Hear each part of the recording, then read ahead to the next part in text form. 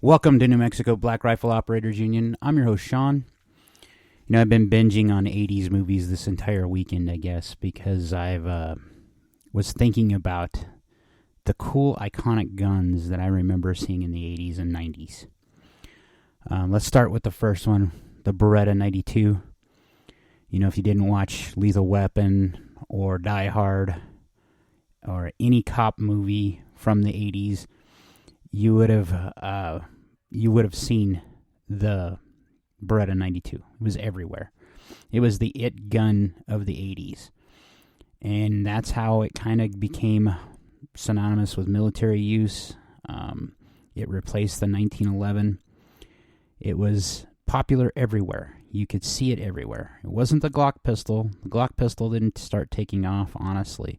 It was out in the 80s, but it didn't actually gain traction and become mainstream for everybody until like 2000. I say that because most people saw them in the gun store, myself included, and were like, we don't really want a plastic pistol. It wasn't until we saw the durability and utility of the gun and saw that multiple law enforcement agencies had adopted it instead of the Beretta. Let's go to the next one, the MP5. Now, I mentioned Die Hard. You cannot think of more iconic gun.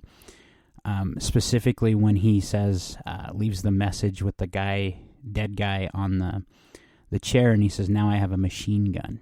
And that machine gun was an MP5. It was so iconic that I remember it in every action movie and every action show, and I had to have one. It's one of these guns that I had as a cap gun when I was a kid, that it became something that was on my bucket list, and now I have an MP5 or a ZF5, the Zenith version of the MP5, which is a cloned version of the one of the HK I would actually want, which is the 60s model, the early 60s model, because that was the one I think was so iconic to myself. You ever watch the Harley Davidson and the Marlboro Man? Okay. In that, do you remember the bad guys walking around with Steyr AUGs? What about in Die Hard, there was one blonde bad dude that had a Steyr AUG? You cannot look at that Australian military service rifle or the Austrian military service rifle to this day and not think that it was iconic. It was the first bullpup that we as Americans got to see. And it was interesting because it looked like a space gun. In the 80s, Rambo was everywhere. There's two things that Rambo was iconic for: his survival knife and his scene in the First Blood with the M60. And it became so iconic that they replicated it in, I believe, Missing in Action. I believe they replicated it in Commando. You saw the M60 everywhere in the 80s. And that was because it was America's military light machine gun. It was pretty easy to get a hold of one in the 80s to use in a movie. And nowadays, it still is fairly easy, but in the movie stance, but not really in the military stance, because the military has long since retired it in case they retired it because it was wearing, so they swapped it out for the M240 Bravo, which is a neat gun. It's made by FN, which is kind of cool. One of my favorite movies of the 80s, and one that influenced me in my first purchase of my first black rifle, with my dad's help, was an AK-47. Now, I originally wanted a Russian AK, but I couldn't afford that little bit at the time. And here's what I mean by my dad's help. My dad helped pay the last little bit to help me get my first Kalashnikov, which was a Norinco Mac 90. Now, I love the gun to death. I hated the stock because it wasn't correct for a Kalashnikov, but the rest of the rifle was, and it was a damn good rifle. But it was neutered during the 90s gun ban, and that's about when I became of age to where I could get one. Up to that point, you could get them by the crate for, $100, $200 a piece. Now, speaking of 80s movies, these movies are earlier that I'm about to speak of, or these guns are earlier, definitely. But I remember seeing these in the 80s, and it's probably because of my dad more so than anything else. And that was any John Wayne movie. And John Wayne was notorious for carrying two guns, a Winchester Model 92 and a Colt single-action Army. Now, if you watched any cowboy movie back in the day, the Colt single-action Army was the gun. The Winchester, either Model 92 or Model 94, was the rifle that they used. Speaking of, Chuck Norris movies, there's a movie called Delta Force, and I loved it to death. I still love it. It's one of my, guilty pleasures, I guess you'd say, when I watch weird movies. And it's because it's kind of cheesy and kind of campy. But more specifically, one of the guns in it that is just iconic because it was not just in Delta Force. It was actually in Terminator 2. Or Terminator also, as in, that's what I mean, not Terminator 2, but Terminator also. And that was the Uzi 9mm. Now, this gun was new to the United States, but it had been in service in the Israeli military for years. And it started out with the full-size Uzi 9mm, and then we started seeing the mini Uzis. And when Reagan was hit in the 80s, there was an assassination attempt, and you see the federal agents around him, that was the thing that they popped out of their suits and they were guarding the president with. It wasn't an American gun, it was an Uzi, or it was a MAC-10 or a MAC-11. And that was iconic to me, seeing those submachine guns. There was a line in the 80s where they were saying that submachine guns are the new hotness, basically. And that was promptly killed by Reagan when he made the 1986 gun ban, which got rid of the M16 and the AK and its full automatic guys. And any of these really wicked cool guns that could have been in fully auto back then, they were immediately shelved. We couldn't get them. Now, I was watching Indiana Jones, and nothing is more iconic to me than him and his fedora, and of course his bullwhip, but he carries a Webley 45. Now, not an automatic. I mean, it is technically, if you want to get to what it does, because it is a double-action revolver. But the fact that it was a revolver, and that it was a British revolver, and it was one of those guns that was different. I always wondered why, in that time frame that Indiana Jones was running around, why didn't he carry a 1911, as an American? Speaking of 1911s and the M16, you can't think of an 80s movie that had the American military in it without seeing a 1911 or seeing an M16, like an A1. Those were iconic guns, And then you start, I remember the first the first James Bond movie I ever watched all the way through was Octopussy. And his Roger Moore and his PPK, his Walther PPK, that was iconic. I look at today's guns and I wonder what are the iconic guns we're gonna see, or what are our kids gonna think of, when they think of the 2A and the guns. Are they gonna think about video game guns? And most of those are kind of generic, in my opinion. They're military guns that are just cloned. There's no suave to them. You don't see an actor on stage or the character on stage and get involved with their storyline and get the gravitas that comes with, the 80s style action movies. I remember Commando, and I think he's walking around with an RPK at one point. He's in Predator, he used an M16 with a grenade launcher. These things are, to me, iconic, and that's what started me down the path of being in the 2A. These were guns that My family wasn't rich.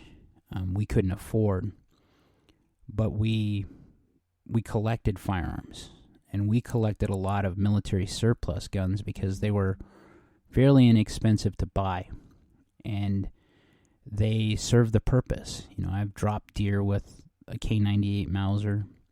I've dropped them with an SKS. I've dropped them with a Kalashnikov.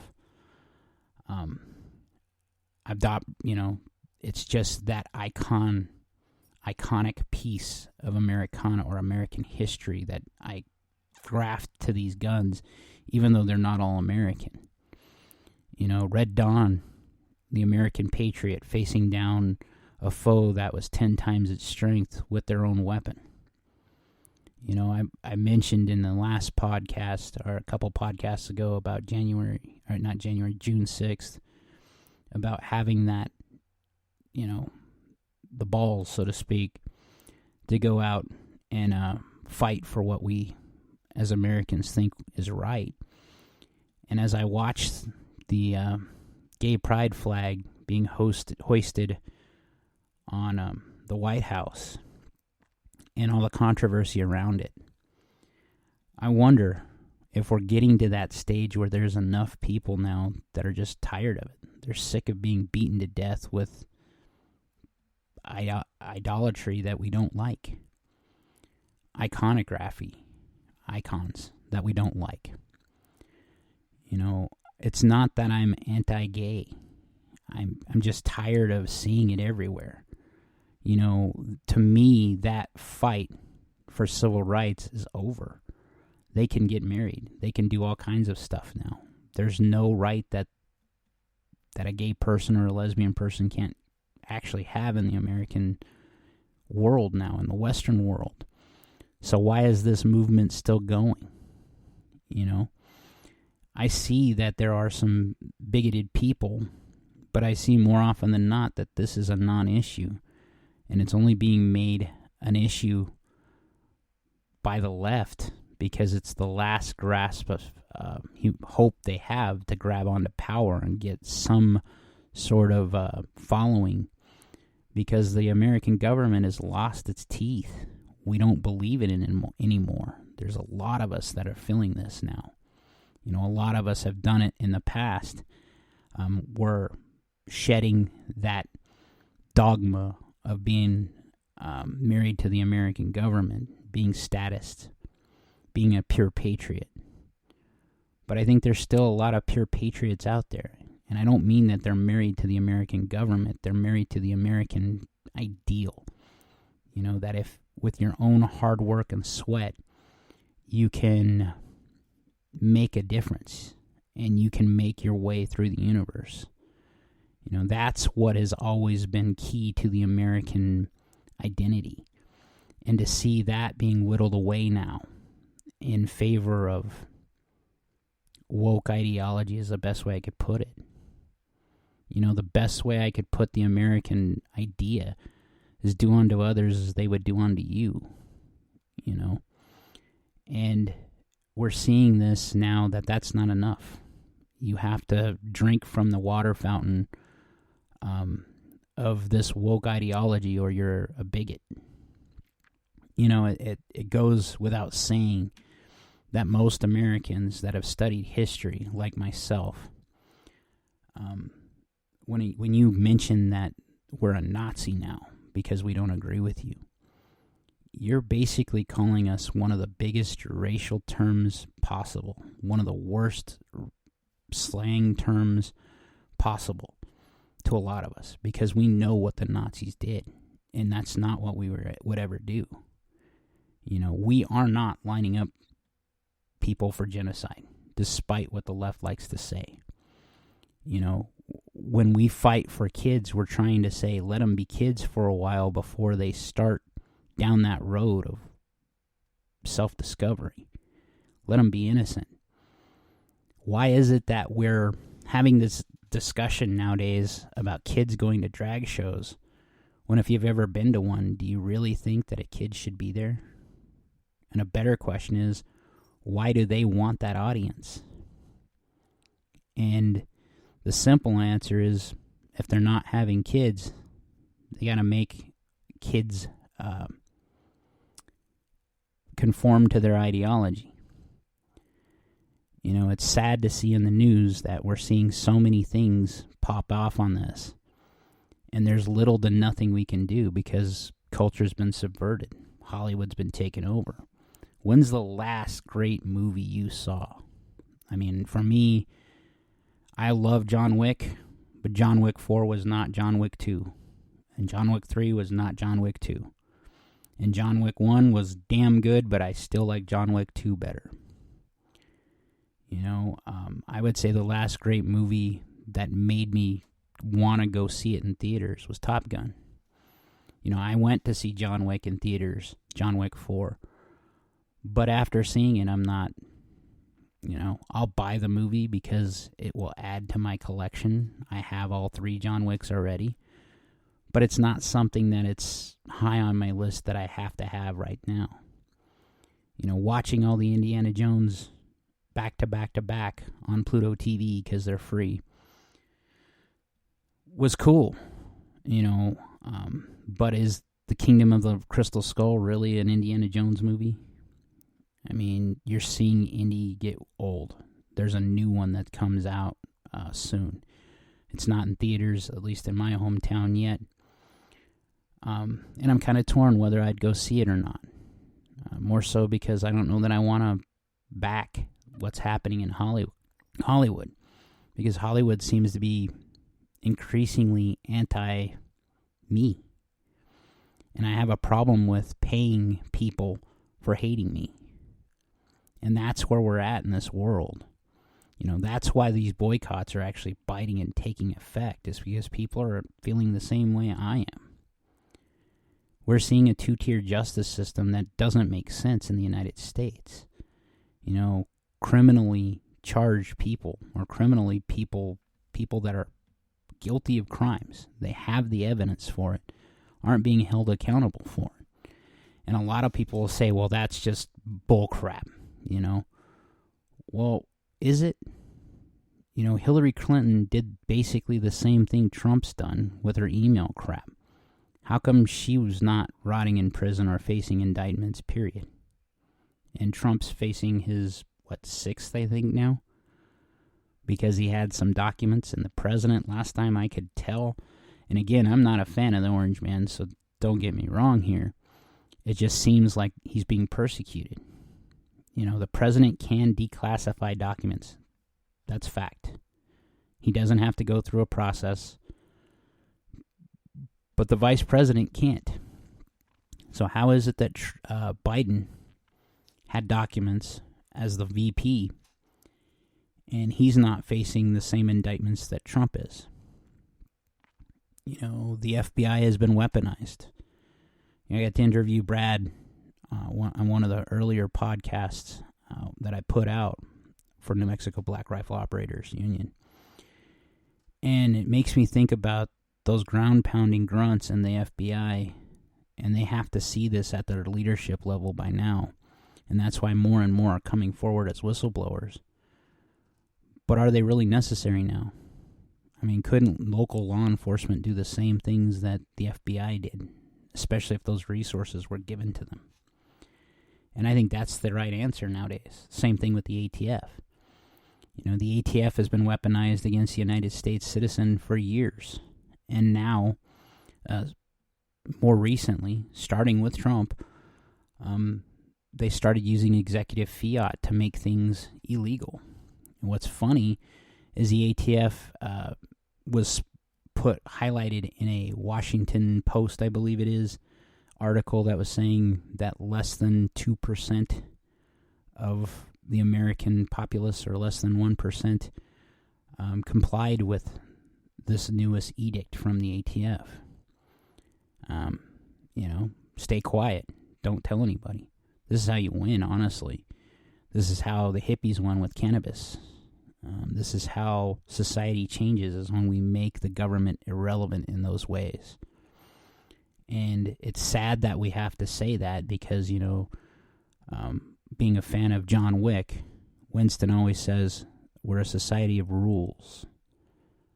Well, if the rules don't serve the majority, or are focused on one particular group and not for others, then why would we follow these rules? And that's what the federal government's now having to realize, is that if, you ban something by executive fiat, what's the compliant ratio? What is the ratio of compliance? And they're seeing it in real time, and they don't have a comeback for it. It's easy. They're seeing their irrelevancy. And that's what we need to do. You can try to vote, and I still will vote to try to make a difference. But the problem we're running into, and have ran into for a long time now, is voting for the lesser of two evils is still voting for evil. And as I said in the book, which is I'm still writing, still getting through the first chapter, which covers the 2016 election and the hypocrisy and the basic meltdown of society. In that book, I mentioned that I voted for Larry Johnson the first time Trump ran, and that's the truth. Why? Because when I first saw Trump, my first gut instinct was that he was a neocon and that he was a whitewashed liberal, that was his only way to go to try to get into office, a New York liberal at that. And I can say my stance on Trump changed. I voted for him in 2020. But I voted for him because I liked his policy, specifically his foreign policy. And I can say that without, I don't hide myself. I tell people how it is, and that's why a lot of times I'm alone. I have a very close cadre of friends, but I built so many walls up myself that I don't necessarily climb them. I kind of live in them. Good, bad, or other. I'm slowly trying to get rid of some of those and remodel the castle, so to speak. But it makes me think about society. These are gravity issues we cannot solve. And when I talk about these cool, iconic guns, one of the most tragic things about these is that a lot of these we can't even own anymore because of what has happened by voting for the lesser of two evils and by giving up those little pieces of ground like we did with Reagan. The NRA was behind the National Gun ban of 1986. The NRA was behind red flag laws, and we're seeing those weaponized now. In New Mexico, we've had them for years, and they haven't done really anything to stop mass shootings. They haven't done anything really major, period. And as I've demonized law enforcement, it's because I've changed status. I'm no longer one of those statist people that only see the good that they do. There's a lot of bad that law enforcement does. And I have to ask, is that because of society, or is that because we let them do it, or is it because we haven't funded them, or is it because of the training, the short amount of training they get? And that's where I have the heartburn right now. There was a point in time I used to think that everyone that wore a uniform was a good guy. After COVID, that wasn't what I saw. It's not what I see anymore. I don't have anything on my vehicles that says back the blue anymore, because I had that hard, cold realization that come and take it runs contrary to anything where you say back the blue, because the guys that will come and take it without fail are the blue guys. There's few of them left that are still in there that are doing good work. And it's sad to see that come to this place. But I am under no illusion anymore that if the government or their boss told them to do something, they would do it. They would comply.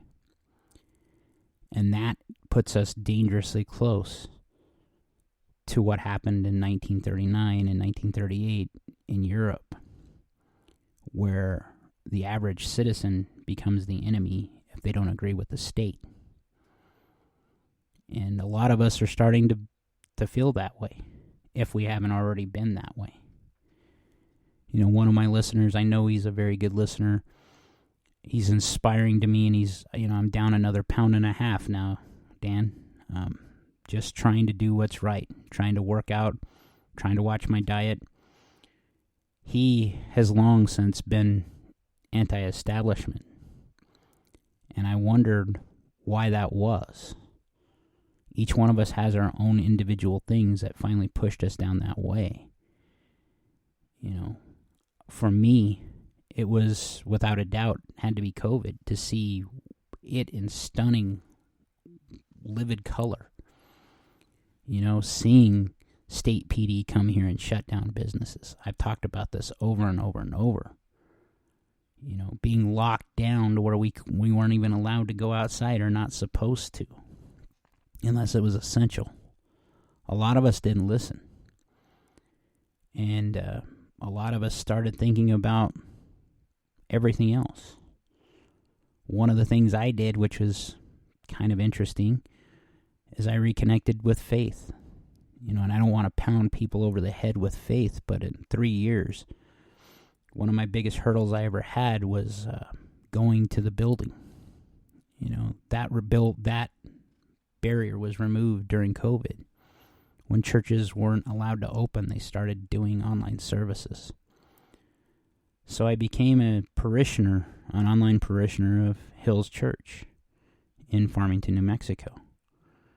And today, I actually went to the building for the first time in 3 years.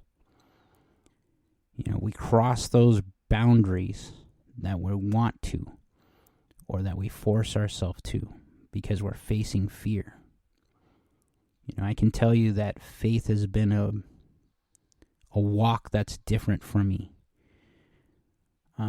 My family was Christian, but it wasn't something they beat people over the head with. And nor did they attend church services. I had a very rudimentary idea of what faith was, until I started breaking that egg and going on it myself. And as I look at society crumbling, and the society I love, the American society, I wonder if walking away from faith has caused this problem. The society we built was based on Judeo-Christian values. And the longer you try to stray away from that, the more you see repercussions like child drag shows. It's time that we take our country back. And there's a number of ways to do that. None of them are violent right now. It's not that time yet. And we'll know when that happens. The worst thing we could do right now is to strike violently at the heart of the machine right now, because it is too strong. It will strike back, and it will galvanize those people that are still back the blue into backing that side to attack us. So how do we get them to our side? We start making culture. We start bringing back things like the cool, iconic guns. My kids know all about these things. They've been forced to watch these movies because I watch them. And I don't see anything wrong with that, because my young kids, my young boys, my 18-year-old and my 16-year-old, they need to see what strong masculine men are. And I try to be that to them. But at the same time, I try to give them a hug to let them know I love them.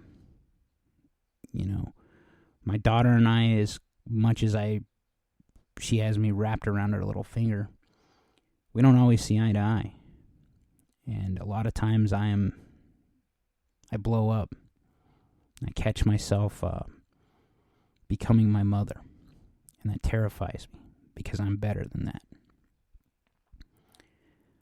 So as we do our thing, and as we enjoy the 2A and the fruits of the American world, let's not forget the iconic, firearms and the iconic pieces of Americana, because that is part of our culture.